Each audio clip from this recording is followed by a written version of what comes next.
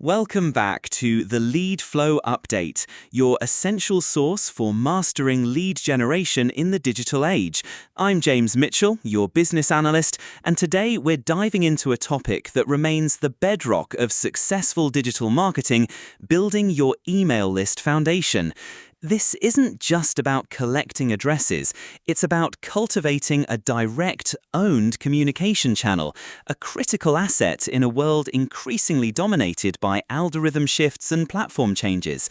Emma, many businesses still underestimate the raw power of a well-curated email list, don't they? Absolutely, James. It's often seen as old school compared to social media, but email consistently delivers higher ROI. Think of it. You're not renting space on someone else's platform, you own the relationship.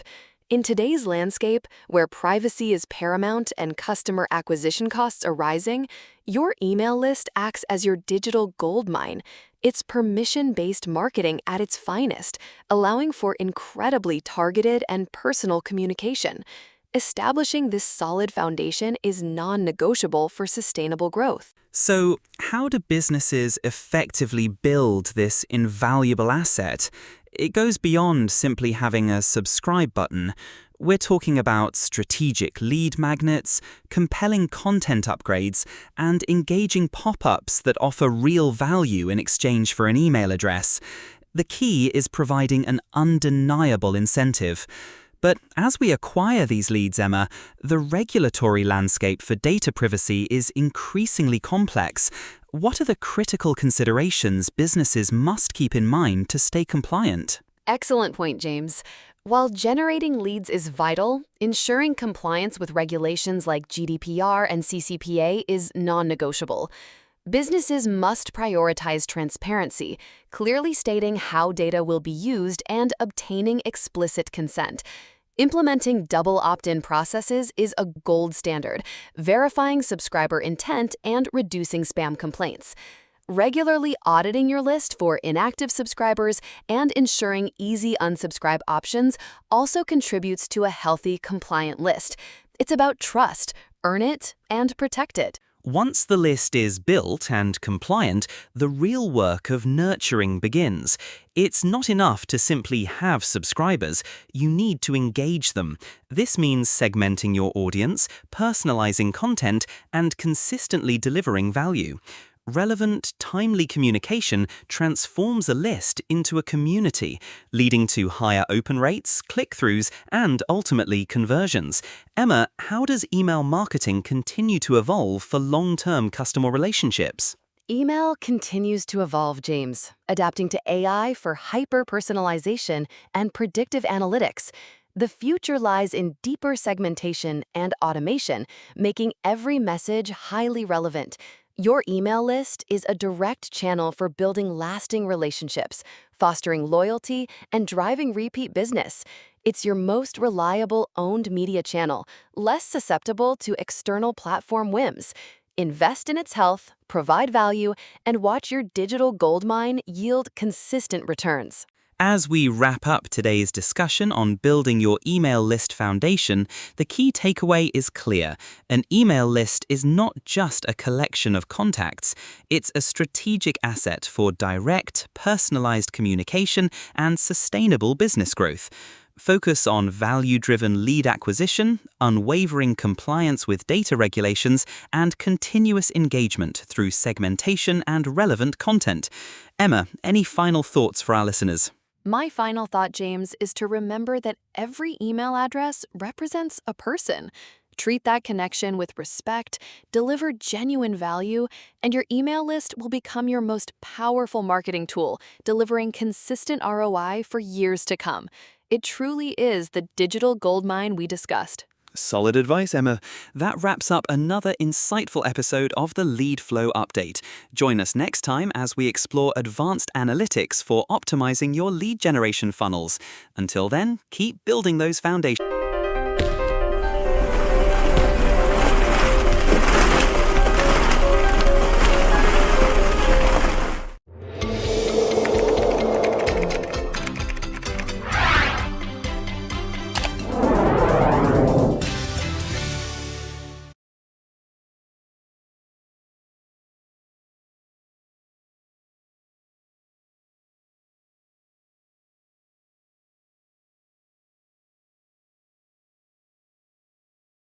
So, James, I was just thinking about all these folks trying to earn online, and affiliate marketing just keeps popping up as like a really viable path, eh?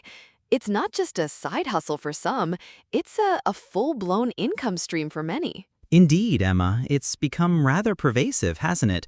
The sheer number of individuals leveraging it for substantial revenue is, well, quite remarkable. But for those looking to embark on it or even expand an existing business, it feels like there are a few foundational steps, right? Crucial ones. Absolutely. And the very first, foundational step, the bedrock of it all, is niche selection.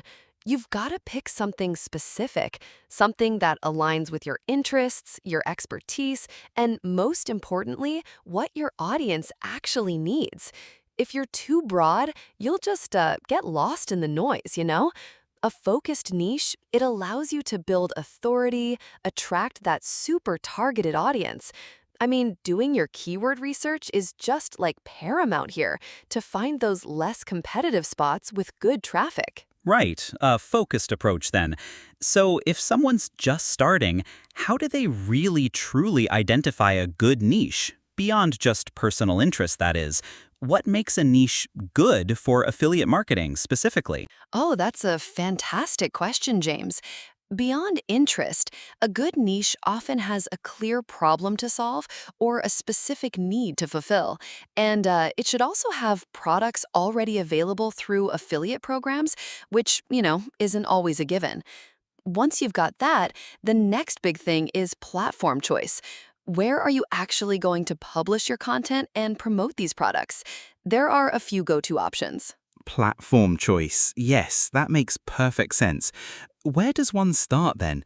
I imagine there's a rather traditional route, perhaps, and then more modern avenues. Exactly.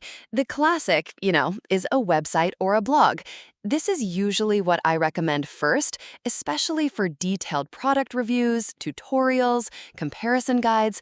It just allows you to build so much trust through in-depth content and sharing personal experiences. But then you've got social media: Instagram, Facebook, LinkedIn, TikTok, YouTube. Those are brilliant for sharing valuable content and directing followers, often with a link aggregator in your bio, to your affiliate links. And then there's email marketing. Building an email list, that's just pure gold. It allows for direct communication, nurturing leads, and delivering content and offers straight to their inbox, right? So, a blend of owned media, like a blog, and then leveraging social channels to drive traffic to it, essentially, and email marketing for direct engagement. It's about diversifying your presence then, rather than putting all your eggs in one basket. Yeah, exactly. It's all about diversifying, so you're not reliant on one platform's algorithm or rules. Once you've figured out your niche and where you're going to hang out online, the next step is actually finding affiliate programs. You need to identify and join programs that are relevant to your niche and your audience. You can find these directly through companies, like if you love a particular brand, check their site, or through affiliate networks like ShareASale, CJ Affiliate, ClickBank, or even marketplace programs like Amazon Associates. Look for programs that match your audience's interests, obviously, and offer fair compensation.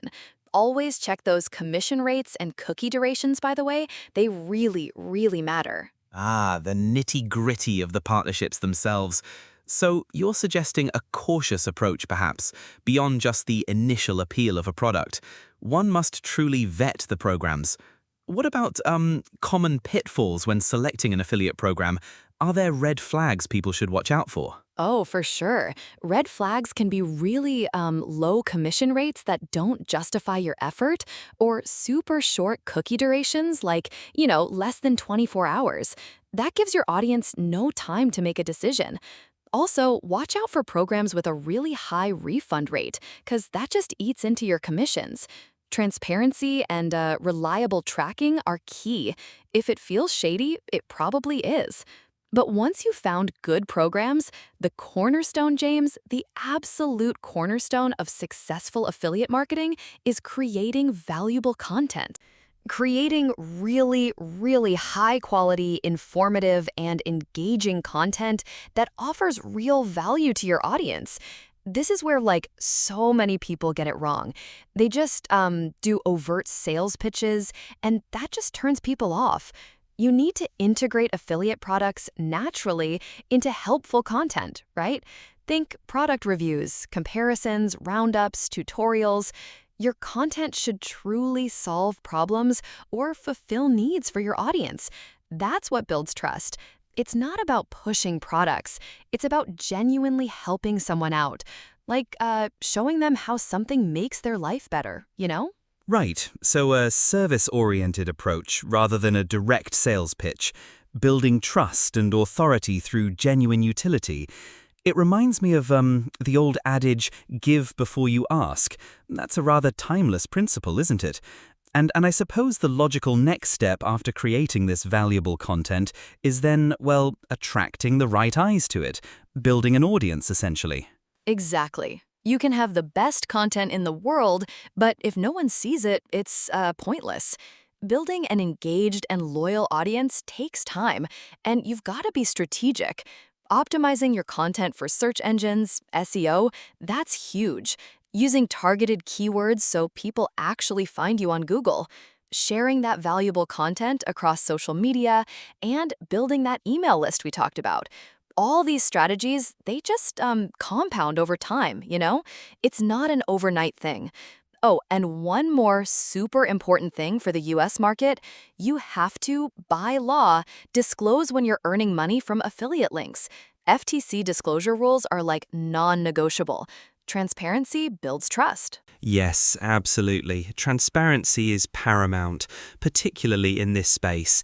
Now, moving beyond the initial setup, once you've built that foundational content and started nurturing an audience, the next big hurdle, I imagine, is consistently driving traffic, getting those eyeballs to your site, to your content, to those valuable recommendations. What are the key strategies for that, Emma? Okay, so driving traffic, this is where you really start pushing the pedal, so to speak. First off, organic SEO is still king, right? Optimize your website content with high traffic keywords, good meta descriptions, proper headings. That helps you rank higher on search engines. Then, obviously, social media marketing. You need to consistently share valuable content across all your relevant platforms. Don't just post once a week. Be present. Email marketing, again, is crucial. Nurture your subscriber list with helpful content and offers, and use it to drive traffic to your high-converting posts. Or, sometimes you can even include affiliate links directly in emails. Referral traffic, that's another good one. Partner with other websites or influencers in your niche. And if you've got the budget, paid ads on platforms like Google and Facebook can really accelerate things. So a multi-pronged approach then. It's not just about waiting for people to stumble upon you, you're actively going out and engaging. And speaking of engagement, once people arrive, it's not enough to just have them there, is it? One must optimize for conversions, for them to actually take action. Exactly, James. Traffic is great, but conversions are what put food on the table, right? So you need to focus on converting those visitors into actual customers. This involves creating super compelling calls to action. Like, don't just say, buy now, tell them why they should buy now. Use landing pages that are really optimized for conversions. Clear, concise, no distractions. And you absolutely must continuously analyze and refine your strategies based on performance metrics. See what's working, what's not, and adjust. It's an ongoing process, not a one and done. Continual analysis, yes. The data-driven approach is essential here. And once one has established a solid base and is seeing some conversions, how does one then truly grow and scale? Diversification, I imagine, plays a significant role. Oh, diversification is huge. You can't just rely on one product or one program. You need to diversify your affiliate partners, work with multiple programs and products to broaden your income streams, and minimize risk. Also, look for products or services that offer recurring commissions, because that's passive income right there. Create evergreen content, stuff that remains relevant and keeps attracting traffic over time, not just for a week. You also have to know your products inside and out. Seriously, understand the ins and outs of what you recommend. That builds credibility and trust like nothing else. Recurring commissions, that's a clever strategy for long-term income indeed. And evergreen content, of course, a wise investment of effort. It's all about building that sustainable, resilient business. Right? Absolutely. And you mentioned trust earlier, James, and it really can't be overstated. Authenticity and a personal touch are crucial. Share your personal experiences, demonstrate how products solve problems, be like genuinely helpful. People can spot a fake a mile away, you know? If you don't believe in it, they won't either. And finally, you just gotta stay updated. The digital marketing landscape, it just evolves so rapidly. Stay informed about industry trends, algorithm changes, new best practices. What works today might not work tomorrow, so continuous learning is like a must. Continual evolution, then. It's a testament to the dynamic nature of online business, isn't it? Never a dull moment, I suppose. And Emma, just as a quick aside, I was reminded of that web training pros mention. Did you ever ascertain anything definitive about them? Oh, you know what? I actually looked into that. I did a pretty detailed search for web training pros, and turns out it's not really a specific company or entity offering affiliate marketing training or sponsorships. It mostly came up as like a general concept of web-based training. So, no specific insights or recommendations from a sponsor named Web Training Pros here. Just general knowledge about web training being cost-effective, convenient, and flexible, which is, always good to know. Ah, a phantom sponsor then. Rather typical for the digital Wild West, I suppose. Good to know it wasn't some hidden gem we were missing out on, just a general term. Well, it certainly brings us back to the core message, doesn't it? Authenticity and genuine value, rather